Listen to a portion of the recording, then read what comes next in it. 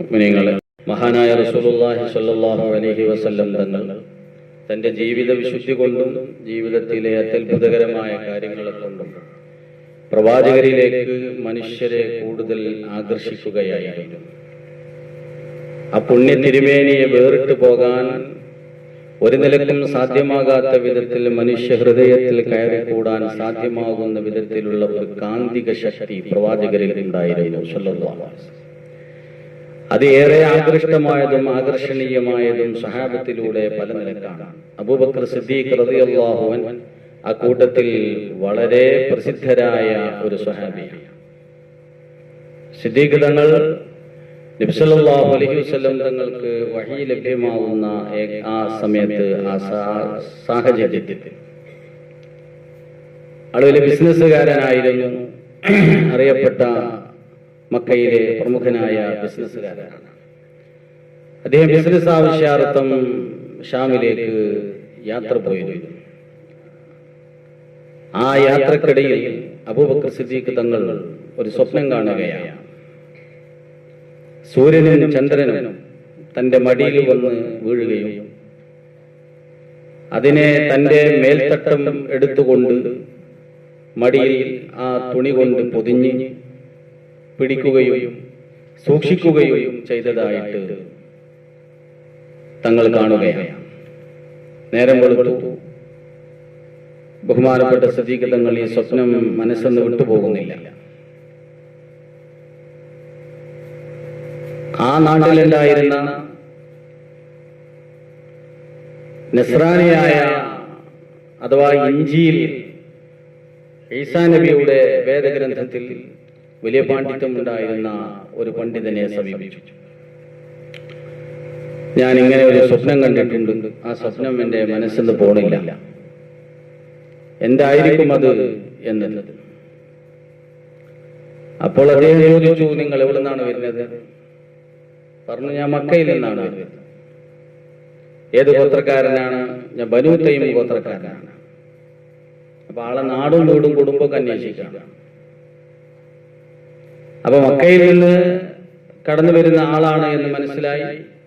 ഈ പണ്ഡിതൻ പറഞ്ഞു, നിങ്ങളുടെ നാട്ടിൽ മുഹമ്മദുൽ അമീൻ എന്ന പേരുള്ള ഒരാൾ രംഗപ്രവേശനം ചെയ്യും.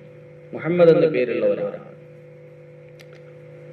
ആ ആൾ ഈ ഉമ്മത്തിൽ വരാനിരിക്കുന്ന, അഥവാ തൗറാത്തിലൂടെയും ഇഞ്ചീലിലൂടെയും ഒക്കെ ഖിയാമത്ത് നാളാകാൻ അല്ലെങ്കിൽ അവസാന ഉമ്മത്തിന്റെ പ്രവാചകനായി ഒരാൾ വരാനുണ്ട് എന്ന് വിശേഷണം പറയപ്പെട്ടിട്ടുണ്ട്. ഞങ്ങളതൊക്കെ പഠിച്ച് ഞങ്ങൾ കാത്തിരിക്കുകയാണ്. അങ്ങനെ വരുന്ന ആളെ കാണാൻ വേണ്ടി ഞങ്ങൾ കാത്തിരിക്കുക. അപ്പൊ അങ്ങനെ ആ ആള് വരുമ്പോ ആ ആളെ നീ വിശ്വസിക്കും. ഞാനും ആ ആളെ വിശ്വസിച്ചിട്ടുണ്ട്. പക്ഷെ ഞാൻ എന്റെ വിശ്വാസത്തെ മറച്ചു വെക്കുന്നു നസ്രാനികളിൽ നിന്നുള്ള ആക്രമണത്തെ ഭയന്നുകൊണ്ട് എന്ന് ആ പണ്ഡിതൻ സിദ്ദീഖ് തങ്ങളോട് ആ സമയത്ത് സംസാരിക്കുകയാണ്. ഏതായിരുന്നാലും അബൂബക്കർ റളിയല്ലാഹു അൻഹു ഈ വ്യാഖ്യാനം കേട്ട്, അല്ലെങ്കിൽ ഇതിന്റെ വിവക്ഷ ആ പണ്ഡിതന്റെ അഭിപ്രായത്തിൽ ഇങ്ങനെയാണെന്ന് മനസ്സിലാക്കി കച്ചവടം കഴിഞ്ഞ് നാട്ടിലേക്ക് തിരിച്ചു വന്നു. മക്കയിലെത്തി. പക്ഷേ ആ സമയം മുതൽ, ഈ സ്വപ്നം കണ്ടത് മുതൽ നബി സല്ലല്ലാഹു അലൈഹി വസല്ലം തങ്ങളോട് ഒരു പ്രത്യേകമായ ആകർഷണം സിദ്ദീഖ് തങ്ങൾക്ക് മനസ്സിലുണ്ട്. അപ്പോ കഴിഞ്ഞു വന്നു. അബൂബക്കർ തങ്ങൾ അത് മറച്ചു വെച്ചു. നബിയോടും പറഞ്ഞില്ല, ഇങ്ങനെ സ്വപ്നം കണ്ടോന്നും പറഞ്ഞില്ല. ഇടക്കിടക്ക് ഇങ്ങനെ ചെല്ലും. ഒരു 2.5 വയസ്സിന്റെ വ്യത്യാസം. നബിനേക്കാൾ 2.5 വയസ്സ് കുറവാണ് സിദ്ദീഖ് തങ്ങൾ. അപ്പൊ വലിയ മാറ്റമൊന്നുമില്ല. ഇടക്കിടക്ക് മുപ്പടുത്ത് ഇങ്ങനെ പോയിരിക്കും. നബിന്റെ അടുത്ത് ഇങ്ങനെ പോയിരിക്കും. ഇടക്ക് നീച്ചു പോകും, വീട്ടിൽ തന്നെ പോകും. പിന്നെ കുറച്ച് കഴിഞ്ഞാൽ അതേമാതിരി കടന്നു വരും. അങ്ങനെയാണല്ലോ രണ്ടാൾ വലിയ തുണക്കാരന്മാരായ അങ്ങനെയാണ്. ഒരു ഇടക്കിടക്ക് ഇങ്ങനെ കാണണമെന്നുണ്ടാവും. അത് അറിയാതെ പോലെ ഇങ്ങനെ കണ്ടുമുട്ടിക്കൊണ്ടിരിക്കും. ആ മനസ്സുകൊണ്ട് അടുത്ത് അങ്ങനെയാണ്. അപ്പോ നബി സല്ലല്ലാഹു അലൈഹി വസല്ലം ഇങ്ങനെ ചോദിച്ചു, അല്ല അബൂബക്കർ, എന്താ ഇടക്കിടക്ക് ഇങ്ങനെ പോകണം, അപ്പത്തിന് ഇങ്ങോട്ട് തിരിച്ചു വരില്ലേ, എന്താ ഇങ്ങനെ ഒരു എന്നുള്ളൊരു ചോദിച്ചു. അപ്പൊ അബൂബക്കർ റളിയല്ലാഹു അൻഹു പറഞ്ഞു, പിന്നെ അപ്പൊ ഒരു ഷഹാദത്ത് കലിമ ചൊല്ലിയിട്ടില്ല, വിശ്വസിച്ചിട്ടില്ല. സംഭവം നബി തങ്ങൾക്ക് നുബുവത്ത് കിട്ടി, നബി സല്ലല്ലാഹു അലൈഹി വസല്ലം തങ്ങൾ പ്രവാചകനാണ് എന്നുള്ള ആ ഒരു രഹസ്യമായ സന്ദേശം പാസ് ചെയ്തുകൊണ്ടിരിക്കുകയാണ്. അങ്ങനെ സ്വകാര്യമായിട്ട് സംഘടന ഉണ്ടാക്കുമ്പോൾ അങ്ങനെയാണല്ലോ. ആദ്യം ഇങ്ങനെ രഹസ്യമായിട്ടാണ് സംഘടന ഉണ്ടാക്കുക, പിന്നെ പുറത്തേക്ക് വരുള്ളൂ. കുറച്ച് നമ്മളാൾക്കാർ ഒരു 9 മാസം കഴിഞ്ഞാലേ പുറത്തേക്ക് ആവുള്ളൂ എന്ന് പറഞ്ഞ മാതിരിയാണ്. അപ്പൊ ഇങ്ങനെ മക്കത്ത് ഇങ്ങനെ രഹസ്യയോഗങ്ങൾ നടക്കുകയാണ്. അവിടെ ഒരു സ്വകാര്യം, ഇവിടെ ഒരു സ്വകാര്യം, മറ്റവന്റെ ചെവിയിലൊരു സ്വകാര്യം, ഇവിടെ ചെവിയിലൊരു സ്വകാര്യം, അങ്ങനെ പതുക്കെ ഇങ്ങനെ തുടങ്ങുക. അപ്പൊ ആ കൂട്ടത്തിൽ സിദ്ദീഖ് തങ്ങളും പെട്ടിട്ടുണ്ട്. കാരണം ഒരു വലിയ ലോകിക്കാരൊക്കെയാണ്. പക്ഷെ ഷഹാദത്ത് കലിമ പ്രഖ്യാപിച്ചിട്ടില്ല. അപ്പോ കാരണം ആദ്യമായി ഇസ്ലാമിലേക്ക് പുരുഷന്മാരിൽ നിന്ന് ഷഹാദത്ത് കലിമ ഉച്ചരിക്കുന്നത് അബൂബക്കർ സിദ്ദീഖ് റളിയല്ലാഹു അൻഹു. അപ്പൊ അത്രയും സ്റ്റാർട്ടിംഗ് ടൈമിലാണ്.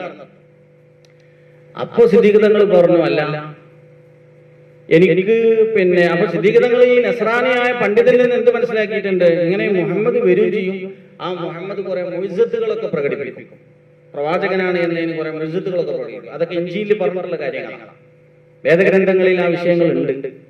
പിന്നെ തമ്മിൽ തെറ്റിയത് എങ്ങനെയെന്ന് ചോദിച്ചാൽ, ബഹുമാനപ്പെട്ട ഇസ്ഹാഖ് നബി അലൈഹി സ്വലാത്തു വസ്സലാമിലൂടെയാണ് ഇബ്രാഹിം നബിന്റെ മക്കൾ ഇസ്മായിൽ ഇസ്ഹാഖ്. ഇസ്മായിൽ ജ്യേഷ്ഠനാണ്, ഇസ്ഹാഖ് അഞ്ചനാണ് അലൈഹി സ്വലാം. ഇസ്ഹാഖ് നബി അലൈഹി സ്വലാമിൽ നിന്നാണ് എല്ലാ പ്രവാചകന്മാരും ആ കാലം വരെ വന്നിരുന്നത്. ഇസ്മായിൽ നബി അലൈഹി സ്വലാത്തു വസ്സലാമിന്റെ പരമ്പരയിൽ നിന്ന് മുഹമ്മദ് നബി സല്ലല്ലാഹു അലൈഹി വസല്ലം തങ്ങൾ മാത്രമാണ് വന്നിട്ടുള്ളത്. അപ്പൊ അതുകൊണ്ട് തന്നെ ഇസ്ഹാഖ് നബി അലൈഹി ഇസ്ലാമിന്റെ കുടുംബ പരമ്പരയിലൂടെ ഇങ്ങനെ വന്ന പോലെ നബിമാര് വന്ന് കണ്ട് ശീലമുള്ള ആൾക്കാർ പിന്നെ മറ്റേ കുടുംബത്തിൽ നിന്ന് വന്നു നോക്കുമ്പോൾ അത് അംഗീകരിക്കാൻ കഴിയില്ല. ഒരു പരീക്ഷണമാണ്. ആ ഒരു വിഷയത്തിന്റെ പേരിലാണ് കുറെ ആൾക്കാർ ജൂതായുസത്തിൽ ഉറച്ചു നിന്നത്, ക്രിസ്ത്യാനിസത്തിൽ ഉറച്ചു നിന്നത്. അവർ ഇസ്ലാമിന്റെ നബിനെ അംഗീകരിക്കാൻ അവർക്ക് അവരുടെ അഹന്ത സമ്മതിച്ചില്ല. അതങ്ങനെ.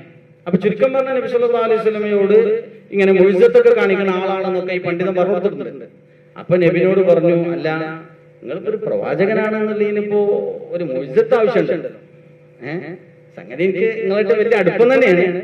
പക്ഷേ മെമ്പർഷിപ്പ് എടുക്കണമെന്നുണ്ടെങ്കിൽ നിങ്ങളിൽ ഇങ്ങനെയൊക്കെ ചില കാര്യങ്ങൾ കാണണം, അങ്ങനത്തെ ആളായിരിക്കും ഇയാള് എന്ന് മുമ്പ് മനസ്സിലാക്കിയതനുസരിച്ച് പറഞ്ഞു. സ്വപ്നം പറഞ്ഞിട്ടില്ല.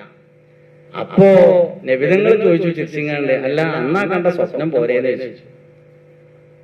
എന്നാ കണ്ട സ്വപ്നല്ലേ അത് പോരെ? അതെങ്ങനെയപ്പോ നബി അറിഞ്ഞ്? അതന്നെ മുഅ്ജിസത്ത്. അപ്പൊ പറഞ്ഞു, അശ്ഹദു അല്ലാ ഇലാഹ ഇല്ലല്ലാഹ് വ അശ്ഹദു അന്ന മുഹമ്മദ റസൂലുള്ളാഹ് സ്വല്ലല്ലാഹു അലൈഹി വസല്ലം. അപ്പൊ ആദ്യത്തെ മെമ്പർ ഇസ്ലാമിലേക്ക് കടന്നു വരുന്നത് ഇങ്ങനെയാണ്, അബൂബക്കർ സിദ്ദീഖ് റളിയല്ലാഹു അൻഹു. ആ ഒരു ജീവിതത്തിലൂടെ സിദ്ദീഖ് തങ്ങൾ എല്ലാ നിലക്കും നബി സല്ലല്ലാഹു അലൈഹി വസല്ലം തങ്ങളെ സപ്പോർട്ട് ചെയ്ത ആളാണ്. സിദ്ദീഖ് എന്ന പേര് തന്നെ വരുന്നത് ഇസ്രാ മിഅ്റാജിന്റെ സംഭവം വിശ്വസിച്ചതിന്റെ പേരിൽ നബി സല്ലല്ലാഹു അലൈഹി വസല്ലം തങ്ങൾ വിളിച്ച പേരാണ് സിദ്ദീഖ്. അബൂബക്കർ എന്നല്ല, ശരിക്കുള്ള പേര് അബ്ദുല്ലാ എന്നാണ്.